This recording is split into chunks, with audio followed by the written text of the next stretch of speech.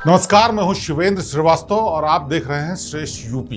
अगर मैं आपसे कहूं कि दुनिया पर ऐसा संकट आने वाला है कि जिसकी आग में सब झुलसेंगे, यानी जिसका सब पर असर पड़ेगा, तो आप सोचेंगे कि शायद मैं गलत बोल रहा हूं, या फिर आप सोचेंगे कि ऐसा क्या हो गया है कि सब पर संकट आने वाला है। लेकिन अगर आपको मैं तफसील से बताऊंगा तो आप जानकर हैरान होंगे कि आने वाला कुछ वक्त इतना मुश्किल भरा है कि केवल एक देश, एक जगह, एक लोग नहीं बल्कि पूरी दुनिया पर तबाही मंडरा रही है।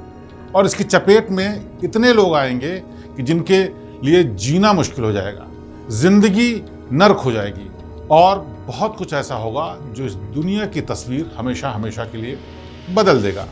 लेकिन ऐसा मैं क्यों कह रहा हूं, ये समझने के लिए आपको समझना होगा कि आपके आसपास चल क्या रहा है। दरअसल अगर आप नजर डालेंगे, गौर करेंगे, तो आपको दिखाई देगा कि दुनिया के कई देशों के बीच इस वक्त जंग छिड़ी हुई है। अब आप सोचेंगे कि इजराइल हिजबुल्लाह की जंग का आप पर कोई असर नहीं पड़ेगा, तो आप गलतफहमी में जी रहे हैं। दरअसल ये केवल एक जगह नहीं है, बल्कि कई देशों के बीच में जो जंग के हालात या जंग चल रही है, उसका इस दुनिया पर बहुत बड़ा असर पड़ने वाला है।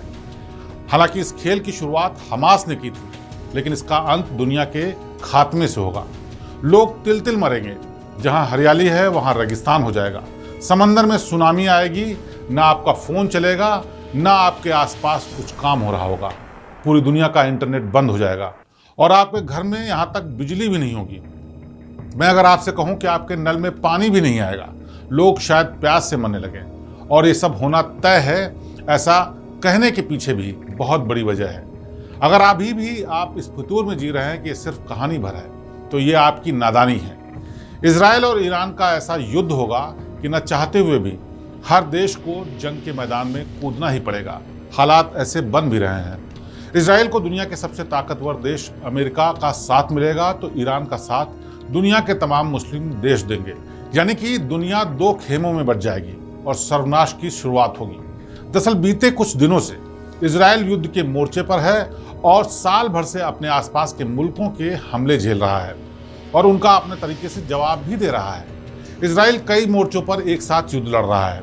अपने दुश्मन देशों से घिरे इजराइल का हौसला ही है कि जो उसे लड़ने के लिए मजबूर होना पड़ रहा है और वो इसका सामना भी कर रहा है। वरना इजराइल की जगह कोई और देश होता तो शायद अब तक घुटने टेक चुका होता।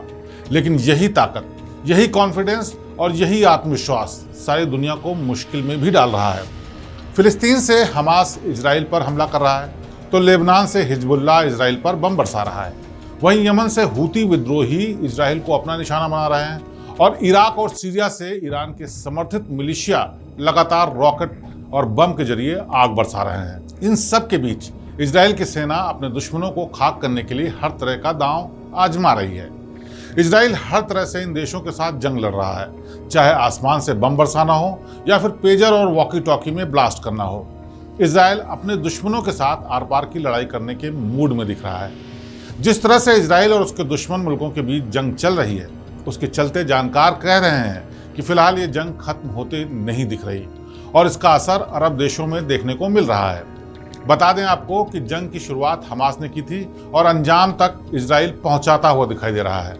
7 अक्टूबर 2023 को सबसे पहले हमास के लड़ाकों ने इजराइल में घुसकर जमकर कहर बरपाया था, जिसके बाद इजरायली सेना ने ऐसा पलटवार किया कि हमास के लड़ाकों के छक्के छुड़ा दिए और गाजा में बारूद का ढेर लगा दिया। उसके बाद इजराइल ने हमास का साथ देने वाले देशों को अपने निशाने पर लिया, जिसके चलते हफ्ते भर से लेबनान में दहशत के साए में लोग जीने के लिए मजबूर हैं। यहाँ की सड़कों पर सन्नाटा पसर गया है।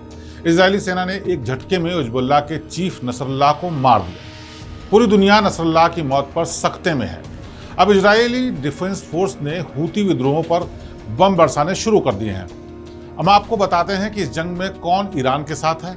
सबसे पहले हिजबुल्लाह की बात करते हैं। हिजबुल्लाह लेबनान का आतंकी संगठन है, वहीं हूती यमन का मिलिशिया ग्रुप है और 2014 से इसका यमन के बड़े हिस्से पर कब्जा भी है। जानकार कहते हैं कि हमास ने जब इजराइल में घुसकर खूनी खेल खेला था, तभी यह तय हो गया था कि इस हमले का अंजाम भी उतना ही भयंकर होने वाला है। इजराइल ने सबसे पहले हमास के आखिरी लड़ाके को मार गिराने तक युद्ध भूमि में रहने का ऐलान किया और फिर जैसे ही हमास के समर्थन में लेबनान, हूती जैसे संगठन कूदे तो वो भी इजराइल के टारगेट बन गए। इस समय पश्चिमी एशिया सबसे उथल पुथल भरे दौर से गुजर रहा है। आने वाले वक्त में इस क्षेत्र में संघर्ष बढ़ सकता है। इसी बीच अमेरिका ने भी इजराइल की मदद का ऐलान कर दिया है। फिलहाल हालिया संघर्ष ने पश्चिमी एशिया में तनाव को और बढ़ा दिया है, जिससे ये सवाल खड़े हो रहे हैं कि क्या एक और गल्फ वॉर हो सकता है। लेकिन गल्फ वॉर होगा या नहीं, इसका सीधा सवाल का जवाब कोई नहीं है। ये कुछ फैक्टर्स पर निर्भर करता है। जानकारों का मानना है कि अब संघर्ष का समाधान निकालने की जरूरत है। अगर समाधान नहीं मिलता है तो इसका असर आसपास के देशों पर भी पड़ेगा, यहाँ तक कि पूरी दुनिया पर भी पड़ेगा, जिसके बड़े स्तर पर मिलिट्री ऑपरेशन की स्थिति बन सकती है। दुनिया के बाकी मुल्कों को पता है कि इजराइल और ईरान के बीच जो तनातनी चल रही है, इसका असर बाकी ताकतवर देशों पर भी पड़ेगा और वो लोग भी कुछ न कुछ ऐसा करेंगे जिससे सारी दुनिया खतरे में आएगी, खासकर ईरान समर्थित गुटों के जरिए। यदि ये संघर्ष बढ़ता है और पूरी दुनिया को जंग की आग में झुलसना पड़ सकता है तो बहुत स्थिति खराब हो सकती है। ईरान इजराइल के बीच जंग होती है तो इसका सीधा असर अंतर्राष्ट्रीय बाजार के कच्चे तेल पर पड़ेगा। माना यह जा रहा है कि अमेरिका, रूस, चीन और यूरोपीय देशों जैसे बड़े देशों का रवैया तय करेगा कि आखिर युद्ध होगा या नहीं। अगर ये देश कूटनीतिक हल ढूंढने की कोशिश करेंगे तो जंग का फैलाव नहीं होगा, और इसमें अगर वो फेल होते हैं तो हालात और भी बदतर हो जाएंगे। हालांकि अगर दूसरे देश इस जंग में कूदते हैं तो फिर हालात काबू से बाहर होंगे, जिसका बुरा असर पूरी दुनिया की अर्थव्यवस्था पर पड़ेगा। वैश्विक आर्थिक अस्थिरता भी बढ़ेगी, जिससे गल्फ वॉर की संभावनाएं बढ़ जाएंगी। गल्फ के देशों की तेल आपूर्ति और वैश्विक बाजार पर इसका सीधा सीधा असर पड़ेगा। 2 महीने पहले ही ईरान की राजधानी तेहरान में हमास चीफ इस्माइल हानिया मारा गया था। आरोप इजराइल पर लगा था। इस हमले के बाद ईरान में गुस्सा देखा जा रहा है और उससे बदला लेने की कसम खाई गई है। ईरान न सिर्फ हिजबुल्लाह का हर तरह से साथ दे रहा है, जिसकी वजह से पश्चिमी एशिया में खतरनाक स्थिति बन गई है, बल्कि धीरे धीरे ये युद्ध और बड़ा रूप लेने लगा है। धीमे धीमे युद्ध छिड़ने की आशंका बढ़ रही है। ये भी कहा जा सकता है कि ये पूरा क्षेत्र एक बारूद का ढेर बन गया है। जानकारों का मानना है कि अगर इजराइल और ईरान के बीच युद्ध होता है तो इसका प्रभाव सिर्फ इन दोनों देशों तक सीमित नहीं रहेगा, बल्कि गल्फ क्षेत्र के अन्य देशों जैसे सऊदी अरेबिया, कुवैत, ओमान और संयुक्त अरब अमीरात पर भी पड़ेगा।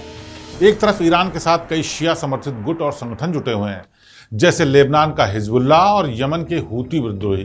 दूसरी तरफ सऊदी अरब, संयुक्त अरब अमीरात और अन्य सुन्नी देश हैं जो साइलेंट मोड में देखे जा रहे हैं, लेकिन अंदर ही अंदर इन लोगों की रणनीति भी काम कर रही है। कतर मध्यस्थ की भूमिका में है, लेकिन उसने किसी का खुलकर समर्थन या विरोध भी नहीं किया है। जानकार कहते हैं कि अगर इजराइल ईरान का संघर्ष बढ़ता है तो यह क्षेत्रीय संघर्ष का रूप ले सकता है, जिसमें गल्फ देशों की भागीदारी सबसे ज्यादा होगी। इजराइल और ईरान की जंग कब परमाणु युद्ध में बदल जाएगी, कहा नहीं जा सकता। ऐसे में जो दूसरे विश्व युद्ध में जापान के हिरोशिमा और नागासाकी में हुआ, वो फिर से हो सकता है, और ये किसी 2 देशों तक सीमित नहीं रहेगा। अब परमाणु तकनीक भी बहुत ज्यादा उन्नत है, और उसका अगर इस्तेमाल किया जाता है तो उसका असर एक शहर या एक देश पर नहीं पड़ेगा, बाकी आसपास के देश भी चपेट में आ सकते हैं। अगर ऐसा कुछ हुआ तो पूरी दुनिया इसकी जद में होगी, और ऐसा महाविनाश होगा जिसकी कीमत सारी दुनिया के लोगों को चुकानी पड़ेगी। जब परमाणु युद्ध होता है, ऐसा नुकसान होता है जिसकी भरपाई कभी नहीं हो सकती। इतनी परमाणु विस्फोट से तेज गर्मी होती है कि इंसान पानी में तब्दील हो जाता है, भाप में तब्दील हो जाता है। सोचिए अगर ऐसा कुछ हुआ तो ना आप रहेंगे और ना हम, और सारी दुनिया खत्म हो जाएगी। और इसी हालात को कहते हैं सर्व विनाश। बहरहाल दुनिया तीसरे विश्व युद्ध के बेहद करीब है, और ईरान और इजराइल की आग में बाकी के देश कूदे तो फिर दुनिया के खत्म होने से कोई नहीं बचा सकता, और यही हालात लगातार बनते जा रहे हैं। इसीलिए तमाम देशों में इस बात की कोशिश हुई कि परमाणु संधि हो, ताकि परमाणुओं का प्रयोग कोई भी युद्ध के दौरान ना करे। लेकिन जिस तरह से हमास का युद्ध शुरू हुआ, इजराइल पर अटैक हुआ, उसके बाद धीरे धीरे स्थितियां खराब होती जा रही हैं। देखने में यही आ रहा है, समझ में यही आ रहा है कि कोई भी देश मध्यस्थता स्वीकार करने को तैयार नहीं, कोई भी देश झुकने को तैयार नहीं, और ये न झुकना लोगों के लिए बहुत नुकसानदेह हो सकता है, क्योंकि जैसे जैसे ये युद्ध की आग अलग अलग देशों में फैल रही है, तमाम लोगों का समर्थन मिल रहा है, एक देश दूसरे देश का समर्थन करके इस युद्ध को बढ़ाने का ही काम कर रहा है, वो हालात बहुत ही बेकाबू हो सकते हैं, और इन बेकाबू हालातों की जद में पूरी दुनिया आ सकती है। ऐसे में सोच कर देखिए कि अगर किसी एक देश ने सिरफिरे हो करके बगैर किसी सोचे समझे परमाणु बम का इस्तेमाल कर लिया और उसकी एवज में दूसरे देश ने भी इस तरह का इस्तेमाल करना शुरू कर दिया, तो हालात कितने खराब हो जाएंगे। और फिर एक शहर, एक देश नहीं, बल्कि पूरी दुनिया इसकी जद में होगी। और इसीलिए हम कह रहे हैं कि जो हालात हैं वो इस ओर इशारा करते हैं कि एक ना एक दिन कोई पागलपन की हद तक जा करके ऐसा कदम उठा सकता है जिससे पूरी दुनिया का नुकसान होना तय है। तो ऐसे हालात में सिर्फ गुंजाइश इस बात की है कि तमाम वो देश जो इन देशों के साथ मित्रतापूर्वक रवैया रखते हैं वो समझाने का काम करें, जिससे कि हालात बदतर ना हो। और अगर ऐसा नहीं होता है तो हालात खराब होंगे, और ऐसे हालातों के निपटने के लिए शायद कोई भी तैयार नहीं। यानी कि अगर सब कुछ गड़बड़ होता है और युद्ध इसी तरह चलता है तो एक ऐसे महाविनाश की तरफ दुनिया बढ़ रही है जिसका शायद ही कोई इलाज नहीं है। हमारी इस खास पेशकश में आज बस इतना ही। अगली बार फिर किसी खबर के साथ आपके सामने पेश होंगे।